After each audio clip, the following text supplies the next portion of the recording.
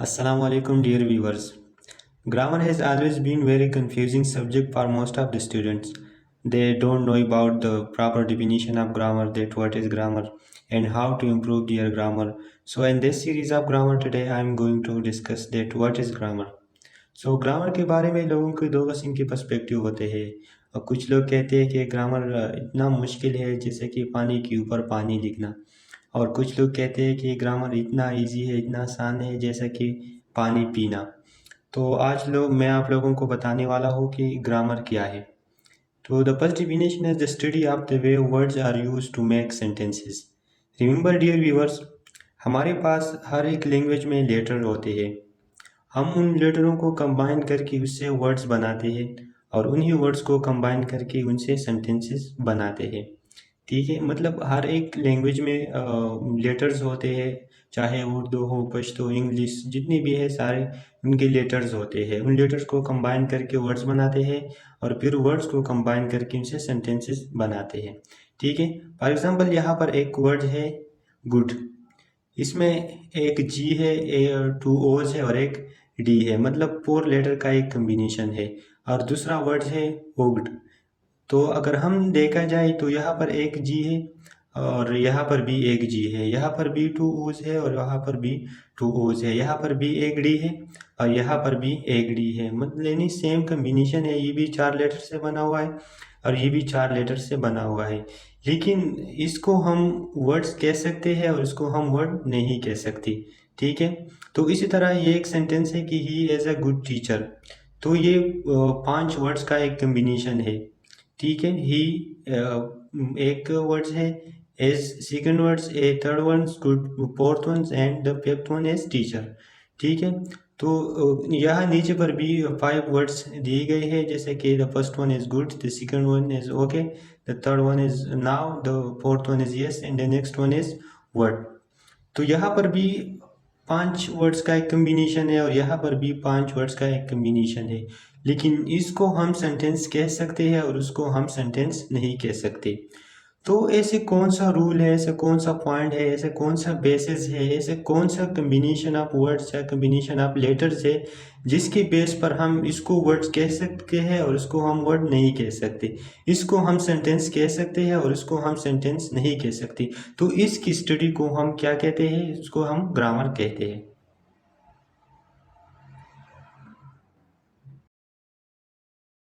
की दूसरा डिफिनेशन है कि grammar is the study of dose and don't of a language. देखिए, जिस तरह हमारे पास जनरल लाइफ में हर चीज़ की कुछ डोज होते हैं और कुछ डोंट होते हैं। डोज का मतलब ये है कि कुछ ऐसे काम होते हैं जिसके हमें करने के परमिशन होते हैं या हमें उसे ज़रूर करना चाहिए, और डोंट्स का मतलब ये है कि कुछ ऐसे काम होते हैं जिसके हमें करने की परमिशन नहीं होती। अगर मैं एक हॉस्पिटल की बात कर लूँ तो एक हॉस्पिटल की एम्प्लॉइज़ को कुछ ऐसे काम होते हैं जिसकी डोज करने की परमिशन होती है करने के उस काम की, और कुछ ऐसे काम होते हैं इसके कि जिसके करने की परमिशन नहीं होते। अगर हम प्रेजेंटेशन की बात करें तो प्रेजेंटेशन में कुछ ऐसे काम होते हैं कि उसके करने की परमिशन होती है और कुछ ऐसे होते हैं जिसके करने की परमिशन नहीं होते। या हम कम्युनिकेशन की बात करें तो कम्युनिकेशन में कुछ ऐसे काम होते हैं जो बहुत ज़रूरी होते हैं करना उसके, और कुछ ऐसे होते हैं जो अगर आप कर ले उसे तो आप गलती कर रहे हो, तो उसकी परमिशन नहीं होती। ठीक है, तो ग्रामर में भी इसी तरह है। अगर हम किसी लैंग्वेज को की डोज और डोंट्स को ग्रामर कहते हैं। ठीक है, अब करने की परमिशन और न करने की परमिशन की स्टडी को हम क्या कहते हैं, हम ग्रामर कहते हैं। For example he is playing और दूसरा है कि ही आर प्लेइंग। तो ये जो ऊपर वाला है इसको हम करेक्ट कह सकते हैं और ये जो नीचे वाला जो है इसको हम करेक्ट नहीं कह सकते। क्यों इसको हम करेक्ट कह सकते हैं, क्योंकि ग्रामर में रूल ये है कि अगर सिंगुलर नाउन या प्रोनाउन आ जाए तो उसके साथ हम हमेशा सिंगुलर वर्ब लगाएंगे। ठीक है, ये हमें करने की परमिशन है।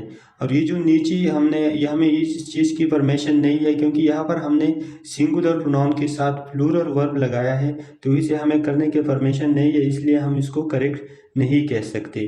तो किसी लैंग्वेज के करने और न करने की परमिशन की स्टडी को हम क्या कहते हैं, हम उसको ग्रामर कहते हैं।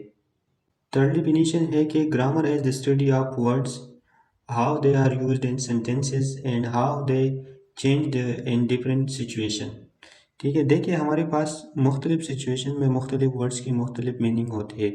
अब हम इसको मुख्तलिफ़ सिचुएशन में कैसे यूज़ करते हैं, हम कैसे इसको यूटिलाइज़ करते हैं और हम कैसे उसकी मीनिंग को फाइंड आउट करते हैं, इस किस्म की स्टडी को ग्रामर कहते हैं। जैसे कि मैंने पहले बता दिया कि हर एक लैंग्वेज में हमारे पास लेटर्स होते हैं और वो लेटर्स जो है वो लिमिटेड होते हैं, ठीक है। जैसे कि इंग्लिश के लेटर की मैं बात करूँ तो 26 लेटर हैं इंग्लिश लैंग्वेज में। But words and sentences are unlimited, लेकिन इन लेटर से हम जो वर्ड्स बनाते हैं या सेंटेंसेस बनाते हैं तो वो अनलिमिटेड होते हैं, वो स्पेसिफिक नहीं होते। लेटर स्पेसिफिक होते हैं, ख़ास नंबर में होते हैं, और वर्ड्स और सेंटेंसेस जो है ये स्पेसिफिक नहीं होते, ये ख़ास या लिमिटेड नंबर में नहीं होते। तो आप देखते हैं कि जिस तरह वर्ड एडवांस हो रही है अ, और दुनिया में नई नई चीज़ें आ रही है, इस तरह किसी लैंग्वेज में नई नई वर्ड्स की एडिशन हो रही है और हम नई नई तरीक़ों से सेंटेंसेस भी बना सकते हैं। अब सिचुएशन के मुताबिक वर्ड्स बनाना, सिचुएशन के मुताबिक सेंटेंसेस बनाना और दूसरे बंदे तक पहुंचाने को हम ग्रामर कहते हैं। अब यहाँ पर एक पॉइंट ये भी है कि ज़रूरी नहीं कि आपके पास एक वर्ड की एक ही सिचुएशन में एक ही मीनिंग हो, बल्कि इसकी आपके पास मुख्तलिफ़ सिचुएशन में मुख्तलिफ़ मीनिंग आ सकते हैं, ठीक है। For example, I am near the bank, ये एक एग्ज़ाम्पल दिया गया है कि I am near the bank. तो यहाँ पर ये जो बैंक का वर्ड है तो इसकी दो मीनिंग है। एक मीनिंग तो ये है कि a place for depositing money, वो जगह है जहाँ पर हम पैसे डिपॉजिट कर रहे हैं, ठीक है, इसको भी बैंक कहते हैं। और दूसरा ये है कि द साइड ऑफ अराइवल, किसी नदी या दरिया का किनारा। तो हम सिचुएशन के मुताबिक उससे अपना जो मीनिंग है वो फाइंड आउट करते हैं। तो इस तरह की स्टडी को क्या कहते हैं, ग्रामर कहते हैं। चौथा डेफिनेशन है कि the study of the rules and regulation of a language is called grammar. देखिए जनरल लाइफ में भी हर चीज़ की एक रूल रेगुलेशन होती है। अगर आप सड़क पे जाते हो तो वहाँ पर 3 किस्म के ट्रैफिक लाइट्स होते हैं। ग्रीन होते हैं, ग्रीन का मतलब है कि आप जा सकते हैं, रेड का मतलब ये है कि आप नहीं जा सकते, और ऑरेंज का मतलब ये है कि आप जाने के लिए अपने आप को तैयार रखिए। तो इसी तरह इंग्लिश ग्रामर में भी इस तरह के पॉइंट्स होते हैं। ग्रीन पॉइंट्स का मतलब ये है कि आप सही कर रहे हो जो लिख रहे हो या कर रहे हो, मतलब इसमें कोई ग्रामेटिकली मिस्टेक नहीं है। और रेड का मतलब ये है कि जो आप कर रहे हो ये ग्रामेटिकली मिस्टेक आप कर रहे हो, ये रूल रेगुलेशन के मुताबिक नहीं है। और ऑरेंज का मतलब ये है कि अपने आप को ग्रामेटिकल मिस्टेक से बचने के लिए तैयार रखिए। तो इस तरह की स्टडी को, rules and regulation of language की स्टडी को क्या कहते हैं, ग्रामर कहते हैं। अकॉर्डिंग टू नोम चॉम्स्की एक फेमस अमेरिकन लिंग्विस्ट है, वो कहता है कि a language is the combination of limited numbers of alphabets that are utilized for making unlimited number of words and sentences. For example, limited words या limited letters जो है वो millions of words and millions of sentence बनाते हैं। सो in the conclusion, सारे definition से हमें ये पता चलता है कि हमारे पास जो लैंग्वेज होता है उनमें हमारे पास कुछ करने और कुछ न करने की स्टडी को हम ग्रामर कहते हैं।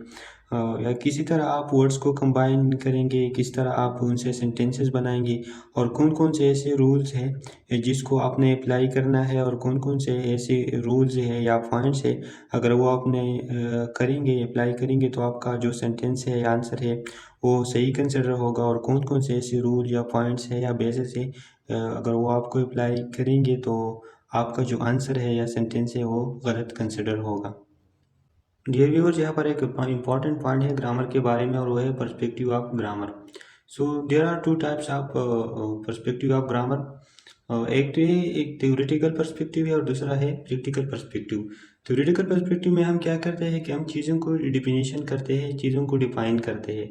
For example, definition of noun है कि any naming word is called noun, या adjective is a word that talks about quality, quantity, size, shape, number, age, etcetera. तो ये है थ्योरेटिकल पर्सपेक्टिव ऑफ ग्रामर। दूसरा है practical perspective of grammar. For example, I need dash sugar. दूसरा example है कि I don't need dash sugar, और तीसरा एग्जांपल है डू आई नीड शुगर। तो यहाँ पर दो वर्ड्स है, एक है सम और एक है एनी। अगर इसको हम थ्योरेटिकल पर्सपेक्टिव के एस्पेक्ट से देखें तो ये एडजेक्टिव है, लेकिन अगर हम प्रैक्टिकल पर्सपेक्टिव के एस्पेक्ट से अगर उसको देखें तो यहाँ पर जो आई नीड शुगर, तो यहाँ पर हम सम लगाएंगे, ठीक है। और ये जो दूसरा है आई डोंट नीड डैश शुगर, तो यहाँ पर हम एनी लगाएंगे प्रैक्टिकल पर्सपेक्टिव में। और तीसरा जो है do I need any sugar, यहाँ पर भी हम एनी लगाएंगे।